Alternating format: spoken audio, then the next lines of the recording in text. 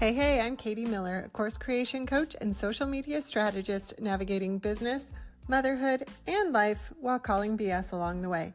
If you are tired of the overwhelming amount of information we have access to these days and are confused about where to even begin, you're in the right place. Join me as I talk with small business owners to sort it all out and give some tips to move your business forward. Welcome back to another episode of Katie Calls BS. This one has been on my mind for a while. I've hesitated to record an episode like this, but after last week, I feel like I kind of had to. I actually already had it planned. Then the craziness of last week happened and it kind of just fell into place. So let's get into it. 2025 has been a weird year. I've mentioned it before. It's just been a lot. I think it's been a lot for all of us. It's been a lot for small businesses. Last week was especially challenging. I know in conversations with friends in business and those not in business that we're all trying to figure out how to navigate politics in a very tumultuous climate while living our lives. But with those of us who run a business, we're trying to figure out how to navigate politics and business. What do we do? How do we navigate this world, especially on social media? I'm not the expert, but I can share what I know with some studies and information to help you make an informed decision for you and your business. Of course, with my opinion, because this wouldn't be Katie Calls BS without it. You can go from there.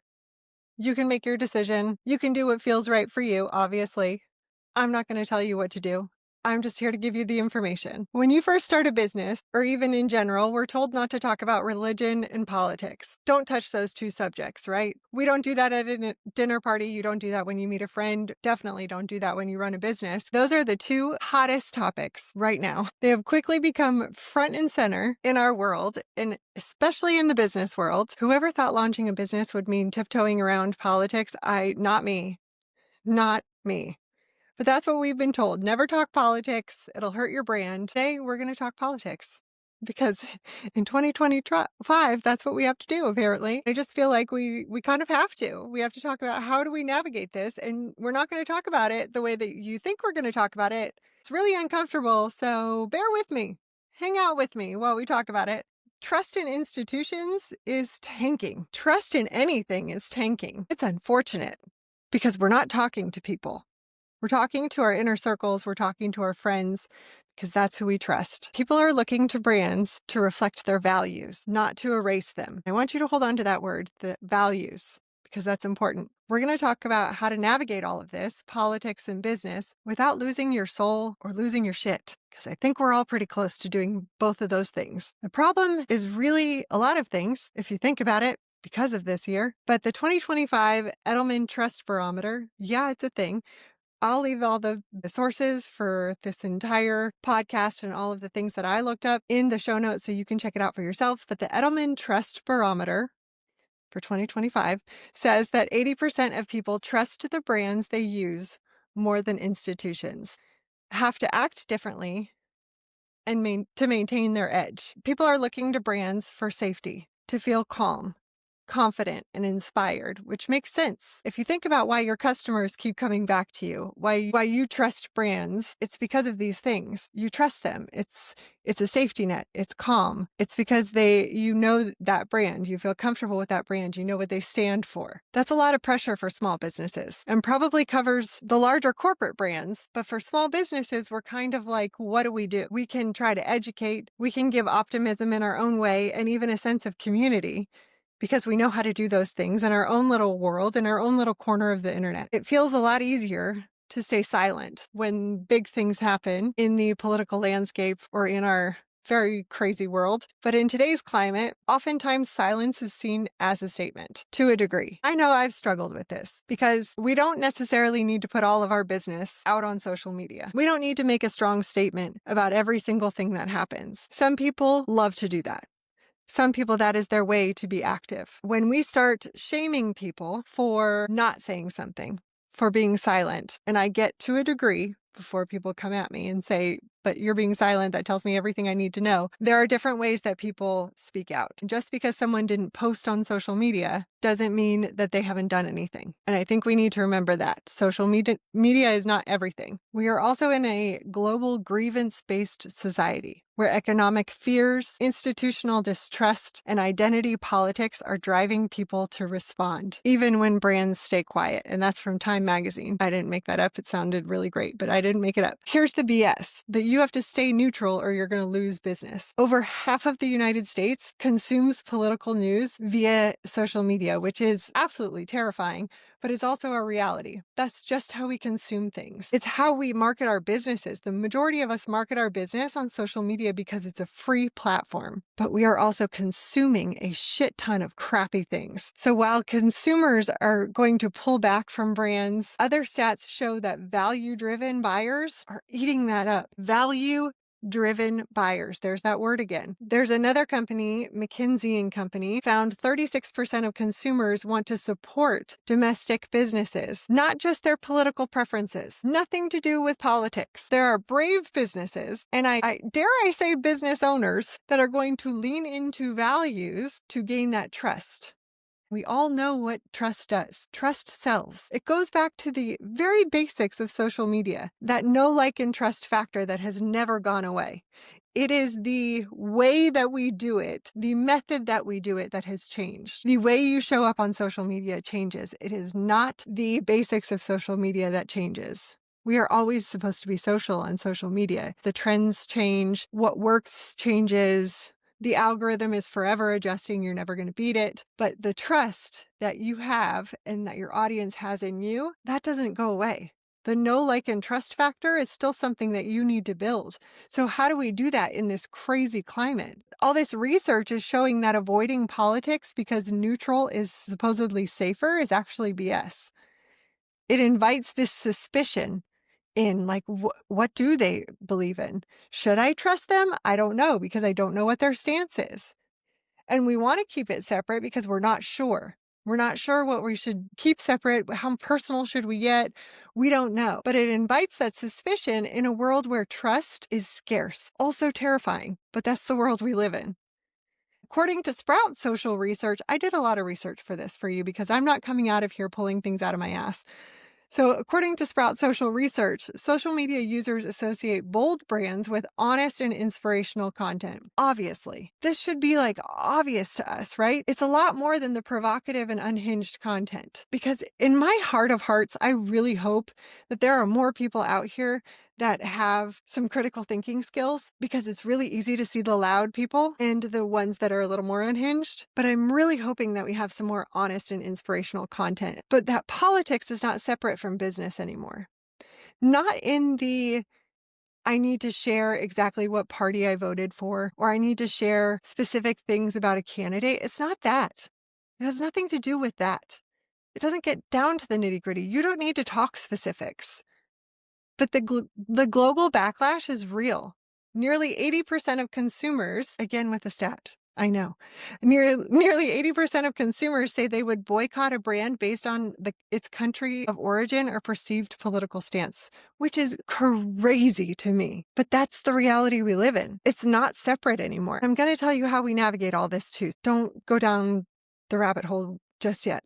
People are launching these, oh, this is a good buy, and economic protests to support brands with values they believe in. That's according to the Washington Post. Ethically, politically silent brands are not neutral anymore.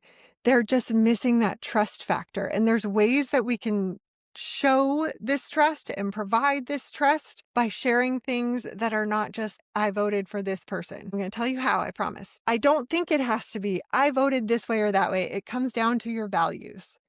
How can you share your values with your audience, which is something, honestly, we should have been doing this whole time. You should already be sharing your values. These are the things that are important to you personally, as your brand, as a business owner. What does your business represent? Because that's the reflection of your brand. The truth really is that your values are your brand's secret weapon. They should be there all along. It should have been built into your business all along. In this era of distrust and hesitation, your business can be that safe place for your people. That trust that's been earned, that you earned already because you've been in business for however long, it's not assumed. You earned that. You can keep that by continuing to share your values during this tumultuous time. One day we're not going to be there. It comes from consistency, which we've built, clarity, and action. People value that empathy over the power, and your audience will trust those who understand their needs, which you do already because you've been doing it already for years, not those who demand their respect. That's not how respect works. Show how you treat people through interactive content. Show your community, nurture your community. It's the same principles that social media has always been. Get back to what social media has always been. Take the doing good trend from Australia. 96% expect brands to contribute positively. We can still contribute positively. Only 29% want political stances. Only 29%. People want businesses that do good. So the sweet spot is to be values aligned without overperforming for applause. Nobody wants the look what I did. Look at me. I'm so great.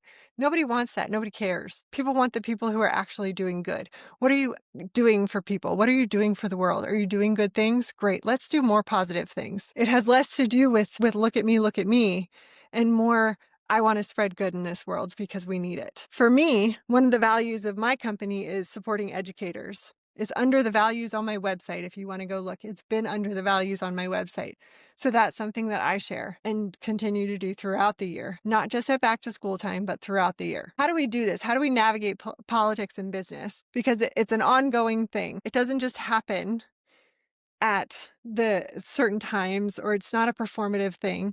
But when we think about our businesses, they are so much a part of our personal lives because we are the faces of our small businesses, especially if you're a solopreneur. If you have a team of people, then you have to think about how these things, how taking a stronger stance or a political stance or thinking about how your values are going to affect your team and your company. But how do we do this without being a dumpster fire? Because we don't want that for our businesses. I have some questions for you to think about. The first one is to filter before you post. So ask yourself, does this align with my core values, my brand mission, my ideal clients' lived experience? If not, let it go. Post it on your personal page. But a lot of us, our business page is our personal page. They're combined because it's our brand. Our brand is our business, and our business is our brand. It's all the same thing. So if you think about how those two are connected, you really want to make sure that it is on brand. The second thing is to be real and not performative, always and forever. Ditch the virtue flex. People are going to see through that in a hot second.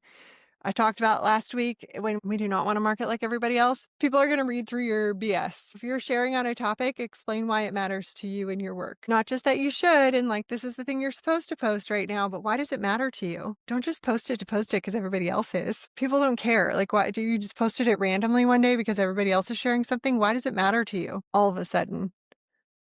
Because if it looks like it matters to you all of a sudden, people read through that. Lead with action. Your words matter, but your actions are going to build trust. Track your impact, share your progress, be transparent, own your space, own your brand. You should be doing this already, but if you don't own your space and own your brand and be values aligned, it doesn't mean that you're going political. If you want to be more outspoken, be more outspoken. But if you don't have to be.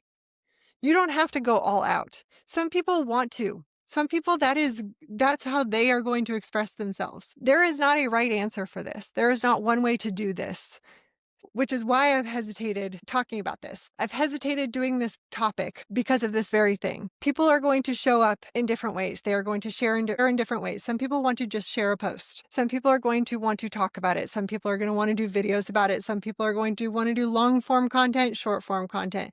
However it is, own your space. Be values aligned. Remember that you're building trust through integrity, not outrage. Take a breath before you post something. Build your community off social media. Social media is an absolute shit show these days. It is loud, it is messy, and it is not a place we need to hang out very long. We want to take a break and watch funny videos. We are not meant to consume what we are consuming these days. Build your community off social media. It is the least trusted industry for a good reason, because there is so much BS online. Focus on email, focus on partnerships, focus on in-person networking, conversations with people, have one-on-one coffees, do things offline. Here's your assignment. Think of one value that matters to you deeply, something beyond likes, shares, and trends. Write one post or email, let's focus on email, get off social media, that connects that value to what you do. Don't overthink it. Show why it matters to your work, not just the world at large. Write that one email. Write about how heavy things have been. Be honest with your audience. Don't overthink it. Be honest. Say that things have been hard. Say that you've been struggling. Say all the honest things to your audience, because that's the connection point. They want to know that too. They want to know that it's been a struggle lately. They want to know that it's been hard. They want to know that things have been felt heavy for you too. That's where you connect with people. Write that one email, send it. You can say that you've been trying to work on this one thing, but it's been a hard thing to do because there's been so much going on and you just can't find the time to concentrate on it. Do that. Say, I was working on this last week and I got distracted by all the things going on. There are so many ways you could do this. I know that silence might feel like the safe option, and I get that because I do it too. I don't love putting all of my business online, and I don't want you to do it either.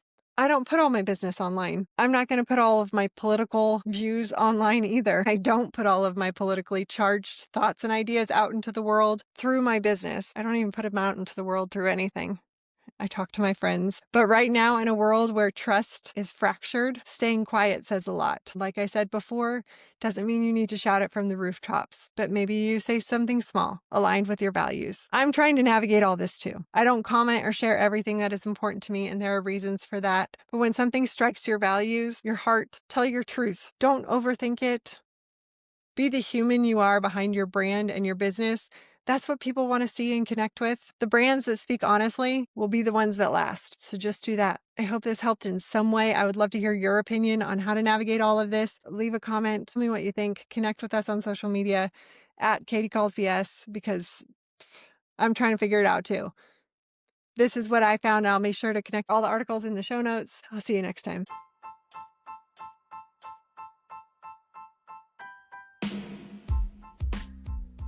Thank you for joining us for this episode of Katie Calls BS.